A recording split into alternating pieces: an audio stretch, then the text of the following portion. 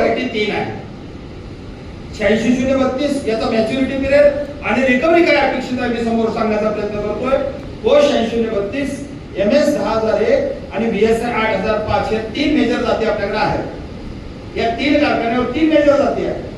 86-032 कुठेतरी लिहून ठेवा.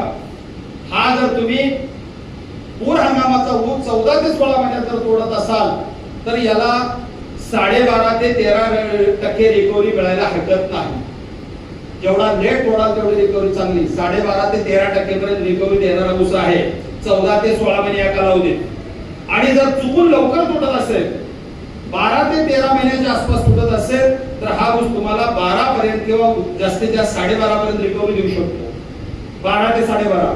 कोष 86-032 21 शुगर युनिट 1 मध्ये मोठ्या क्षेत्रावर आहे. तोडणीचा प्रोग्राम लेट करणे किंवा लेट जर त्याच्या लवकर तोडायचं म्हटलं तर 13 महिन्याच्या आत तोडू नये एवढी विनंती आहे. या जातीला मिडलेट मॅच्युरिंग व्हरायटी असं म्हणतात.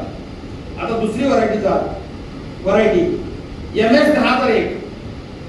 आपण दोन्ही कारखान्यावर म्हणलेलं आहे की 50%च्या वरती आसपास क्षेत्र गेलेलं आहे, पण क्वेश्चन मार्क भरपूर आहेत. तर MS 1001 कधी तुटली पाहिजे? सरासरी 12 महिने. सरासरी 12 महिने. लेट झाला तर 13 महिने आणि लवकर तोडायचं असेल तर 11 महिने. आणि जर तुम्ही 12 महिन्याच्या पुढे जर तोड दिली त्याला तर 12 प्लस रिकव्हरी. 12 महिन्याच्या पुढे जर तोड दिली तर 12 प्लस रिकव्हरी आणि 11 महिन्याच्या आसपास जर तुटला तर 11 प्लस रिकव्हरी. 11 प्लस रिकव्हरी 11 महिन्यात तोडला तर 12 महिन्यात तोडला तर 12 प्लस रिकव्हरी. आणि ह्या जातीला मी साहेब आवर्जून उल्लेख करेन सर्व जीएम साहेबांना त्याचा तोडणीचा प्रोग्राम सर लवकर द्या. 10,001 ला व्हरायटी बघून ही जर जात लेट झाली तर ड्युरेशन आहे. हेच प्रॉब्लेम आहे. तोच प्रॉब्लेम आहे. यासाठी आता नवीन लागवडी करताना देणं चांगलं देणं जाणीवपूर्वक त्याच्या नोंदी ठेवणं त्याचं देणं वाटप करणं यासाठी आपल्याला काम करावं लागेल. तिसरी व्हरायटी 8005. तिसरी व्हरायटी आहे 8005. 8005 मध्ये मॅच्युरिटी पिरियड आहे तसं बघायला गेलं तर 14 ते 16 महिन्याचं मिडलेट मॅच्युरिंग आहे. आणि या दरम्यान जर तुटली तर 12% आसपास रिकव्हरी मिळते. 14 ते 16 महिन्याच्या आसपास तुटली तर 12% आसपास. आणि लवकर तुटली तर साधारणपणे 11, 11.25 आणि अति म्हटलं तर 11.5 एवढी रिकव्हरी देणारी आहे BSI 8005.